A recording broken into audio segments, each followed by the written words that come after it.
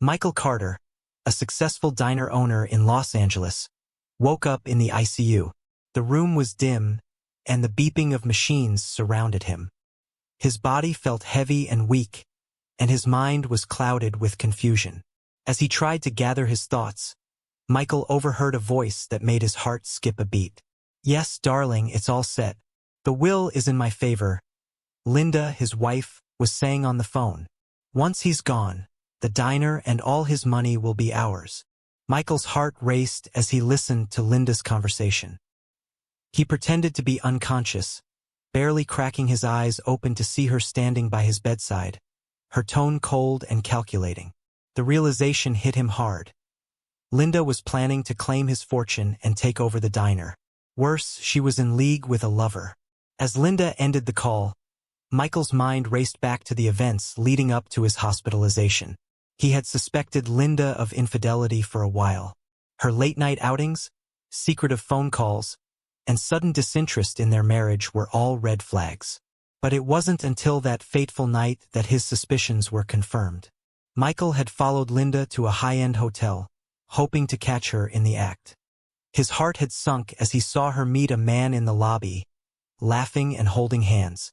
In his shock, Michael had driven aimlessly through the city until he ended up in a car accident that nearly took his life. Determined to uncover the truth and reclaim his life, Michael decided to play along, pretending to be in a coma. He needed to gather strength and plan his next move carefully. As the days passed, he observed Linda's behavior, her conversations, and her cold disregard for his well-being. One day, a compassionate nurse named Emily came to check on him. Unlike Linda, Emily's touch was gentle, and her eyes were filled with concern. Michael felt a flicker of hope. He needed someone he could trust, and Emily seemed like that person. "Emily," he whispered one evening when she was alone in the room. She turned to him, startled. "Please, don't tell anyone I'm awake. I need your help." Emily's eyes widened in surprise, but she quickly nodded. "What do you need, Michael?" "I need to get out of here," he said, his voice weak but determined. "Linda is planning something terrible. I have to stop her." Emily looked at him, her face filled with worry. "You're not strong enough yet, but I'll help you. We'll do this carefully." Over the next few days, Emily and Michael planned his escape. She brought him clothes, helped him practice walking, and found a private driver who could take them to Michael's home without raising suspicion. One night, when the hospital was quiet, Emily wheeled Michael out of his room. They moved cautiously, avoiding staff and security. Once outside, Michael took a deep breath of the cool night air. It was the first time he felt alive in weeks. The drive to his home was tense. Michael's mind was a whirlwind of thoughts and emotions. When they finally arrived, Michael's heart pounded as he approached his front door. He fumbled with his keys, but they didn't fit. Linda had changed the locks. Undeterred, Michael rang the doorbell. Footsteps approached, and the door opened to reveal a man in Michael's robe. Michael's blood boiled. It was Linda's lover. "Who are you?" the man sneered. "You're not supposed to be here." Before Michael could respond, Linda appeared behind the man.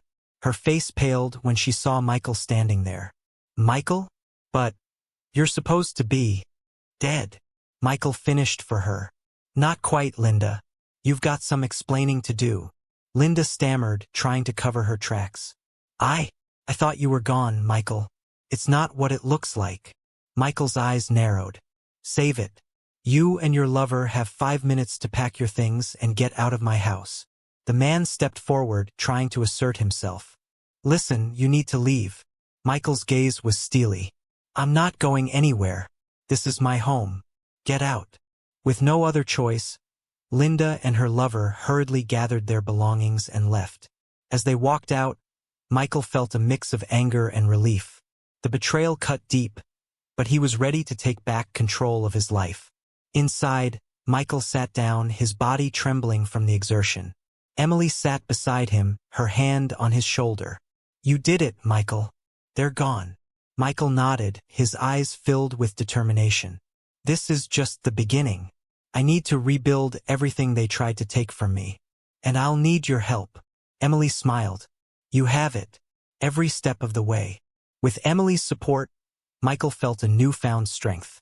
He knew the road ahead would be tough, but he was ready. It was time to reclaim his life, his diner, and his future. Michael awoke the next morning feeling a mix of exhaustion and resolve. He knew that reclaiming his life and diner would not be easy, but with Emily by his side, he felt hopeful. The first step was to gather the people he trusted the most. Frank, the janitor, and Sarah, the dishwasher who had warned him about the accident. Emily and Michael made their way to the diner. Michael moved slowly, leaning on a cane for support, but his eyes were filled with determination.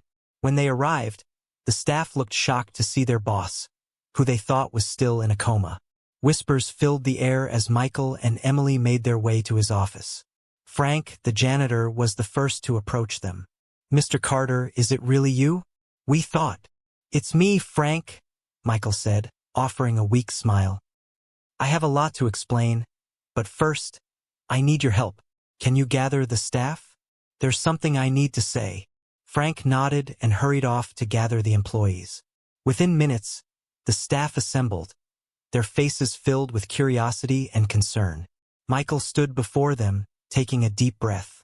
Thank you all for coming, he began. I know this is a surprise, but I needed to see you all. First, I want to thank you for keeping the diner running in my absence. It means a lot to me. The staff murmured in response, some nodding in agreement. Michael continued, I have recently discovered a betrayal that has shaken me deeply. My wife, Linda, and her lover planned to take over the diner and my fortune. But with the help of Emily, I was able to uncover the truth and return. Gasps filled the room as the employees exchanged shocked glances. Michael held up his hand to quiet them. I know this is a lot to take in, but I need your support now more than ever. Frank, Sarah, please step forward. Frank and Sarah exchanged surprised looks before stepping forward. Michael smiled at them. Frank, you've been with this diner for years, always loyal and hardworking. Sarah, you warned me about the accident, and I didn't believe you.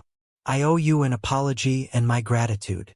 Sarah's eyes welled up with tears. Mr. Carter, I was just trying to help. You did more than help, Sarah. You saved my life, Michael said. I want to offer you a promotion to assistant chef. Your dedication and hard work deserve recognition. Sarah's mouth dropped open in shock. Assistant chef? Are you serious? Absolutely, Michael confirmed. And Frank, I need you to continue being the rock of this diner. Your experience and loyalty are invaluable. Frank beamed with pride. You can count on me, Mr. Carter. Michael nodded, feeling a sense of warmth from their support.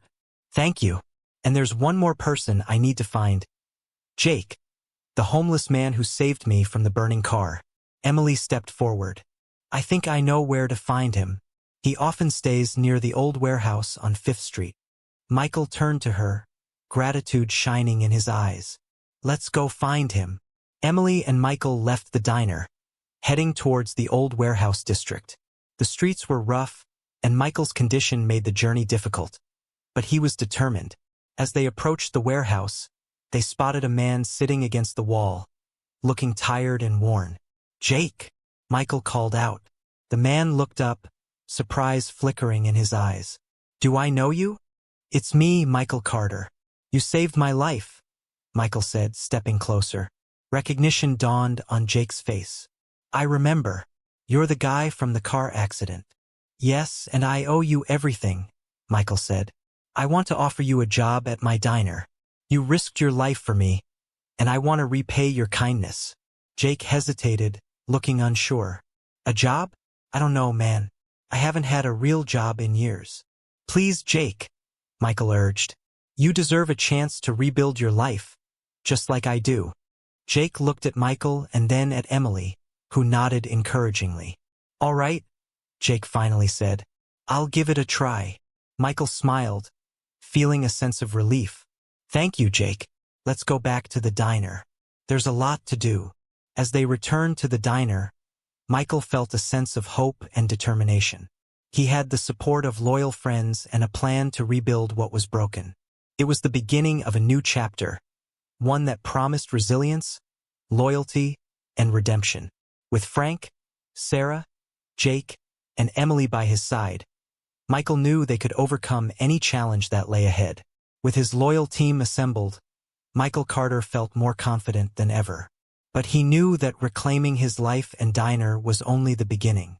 The betrayal by his wife, Linda, weighed heavily on him, and he was determined to uncover the full extent of her deceit and bring her to justice. Michael, Emily, Frank, Sarah, and Jake sat together in the diner's office, discussing their next steps. "We need to find concrete evidence of Linda's involvement in my accident," Michael said, his voice steady despite the anger simmering beneath the surface. "We can't let her get away with this." Jake, the streetwise rescuer, leaned forward. "I have some connections that might help. There's a private investigator I know who owes me a favor. He might be able to dig up some dirt on Linda and her lover." Michael nodded, grateful for Jake's resourcefulness. "That sounds like a good start. Emily, can you stay here and keep an eye on things at the diner?" "Of course, Michael," Emily replied, her eyes filled with determination. "I'll make sure everything runs smoothly." Sarah chimed in, "And I'll help in the kitchen. We need to keep the diner thriving while you focus on clearing your name." With a plan in place, Michael and Jake set off to meet the private investigator.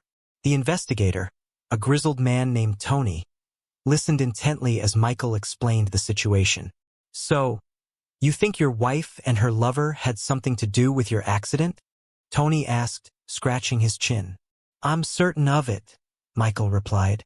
"I just need proof." Tony nodded. "All right, I'll start digging. I'll need a few days, but I'll get to the bottom of this."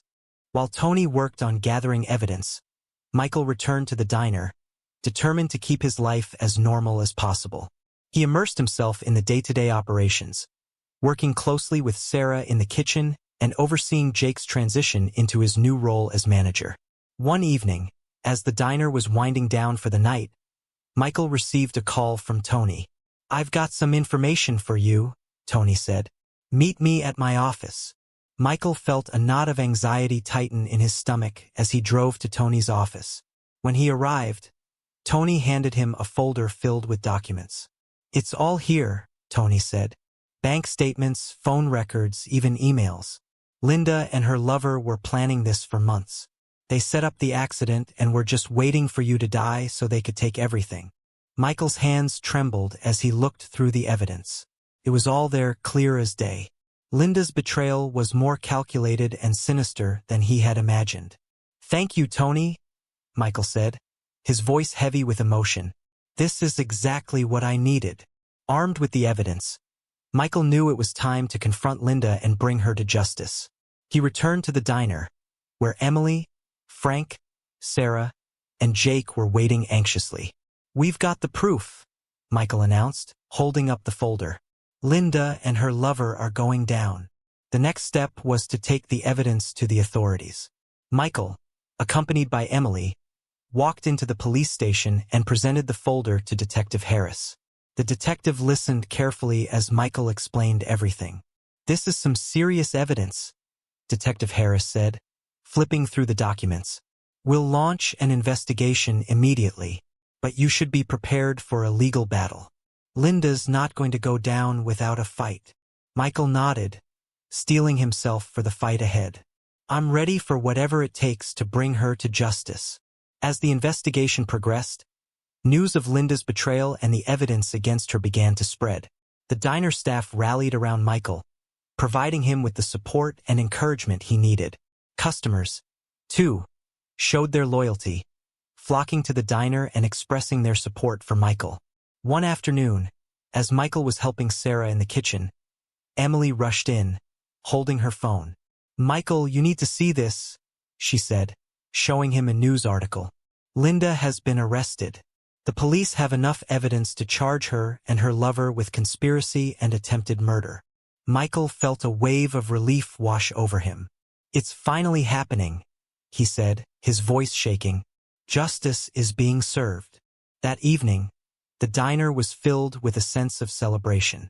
Frank, Sarah, and Jake worked tirelessly to keep up with the influx of customers, while Emily and Michael shared a quiet moment in the office. "You did it, Michael," Emily said, squeezing his hand. "You stood up to them and came out stronger." Michael smiled, feeling a deep sense of gratitude. "I couldn't have done it without all of you. This diner, these people, they're my family now." As the night went on, Michael felt a renewed sense of hope and determination. He had faced betrayal and emerged resilient, ready to rebuild his life and cherish the loyal friendships he had formed. The battle wasn't over, but with his newfound family by his side, Michael knew they could face any challenge that lay ahead. The weeks following Linda's arrest were a whirlwind for Michael Carter. The legal proceedings were intense, but with the overwhelming evidence gathered by Tony, the private investigator, the case against Linda and her lover was solid. The court hearings attracted a lot of attention, and Michael had to relive the painful betrayal repeatedly. However, he found strength in the unwavering support of his new family at the diner. One morning, Michael stood in the courtroom, watching as the judge delivered the verdict. Linda and her lover were found guilty of conspiracy and attempted murder. They were sentenced to long prison terms, and Michael felt a profound sense of relief and justice. The chapter of betrayal and deceit had come to an end. As Michael left the courthouse, he was greeted by Emily, Sarah, Frank, and Jake, who had all come to support him. "It's finally over," Michael said, a mix of exhaustion and relief in his voice. Emily hugged him tightly. "You did it, Michael. Justice is served." Back at the diner, the atmosphere was festive. Customers and staff celebrated Michael's victory and the beginning of a new era. Michael knew that this was not just about his personal triumph. It was about the resilience and loyalty of the people who stood by him. A few days later, Michael called a meeting with his core team: Emily, Frank, Sarah, and Jake. They gathered in the diner's office, where Michael had an important announcement to make. "I want to thank each of you for your unwavering support," Michael began. "This diner wouldn't be standing without you. I've been thinking a lot about the future, and I've decided it's time for some changes." Frank and Sarah exchanged curious glances, while Jake leaned forward, listening intently. Emily squeezed Michael's hand, encouraging him to continue. "Frank, your dedication and hard work have kept this place running smoothly for years. I want you to take on more responsibility as the operations manager. Your experience is invaluable." Frank's eyes widened in surprise. "Operations manager? Michael, I don't know what to say." "Thank you." Michael smiled. "You've earned it, Frank. And Sarah, your promotion to assistant chef is long overdue. Your talent and dedication deserve recognition." Sarah beamed with pride. "Thank you, Michael. I won't let you down." Michael turned to Jake. "Jake, your bravery saved my life. I want you to be the new manager. Your street smarts and resourcefulness are exactly what we need." Jake looked humbled. "I don't know if I'm cut out for it, but I'll give it my best shot." "You'll do great," Michael assured him. "And last but not least, Emily, your compassion and support have been my anchor. I have something important to ask you." Michael took a deep breath, his heart pounding. "Emily, will you marry me?" The room fell silent as Emily's eyes filled with tears. "Yes, Michael. Yes, I will." Cheers erupted from the team as Michael slipped a ring onto Emily's finger. The diner family had come together in the face of adversity, and now they were celebrating a future filled with hope and love. Over the next few months, the diner thrived under the new management. Frank's meticulous attention to detail ensured smooth operations, while Sarah's culinary skills brought in new customers. Jake proved to be a natural leader, handling challenges with ease and earning the respect of the staff. Michael and Emily's wedding was a joyous occasion, attended by their close friends and the entire diner family. The ceremony was simple but heartfelt, reflecting the journey they had been through together. As they exchanged vows, Michael felt a deep sense of gratitude for the love and loyalty that had brought him back from the brink of despair. Life at the diner settled into a happy rhythm. Michael found himself looking forward to each day, surrounded by people who cared for him. He had learned that true wealth was not in money or property but in the bonds of friendship and trust. One evening, as the diner was closing, Michael sat with Emily, Frank, Sarah, and Jake, reflecting on their journey. "We've been through so much together," he said, his voice filled with emotion. "I couldn't have asked for a better family." Frank raised his coffee cup in a toast. To resilience, loyalty, and new beginnings. Everyone echoed the toast, clinking their cups together. The past was behind them, and the future was bright. With his newfound family by his side, Michael knew that they could face whatever challenges came their way. As the night grew darker, the lights of the diner glowed warmly, a beacon of hope and redemption. Michael looked around at the faces of his friends and felt a profound sense of peace. They had all been betrayed in some way, but together, they had found resilience and redemption. The journey had made them stronger, and their bonds unbreakable. And so, in the heart of Los Angeles, amidst the hustle and bustle of the city, Michael Carter and his diner family began a new chapter, united by loyalty and love, ready to face the future together.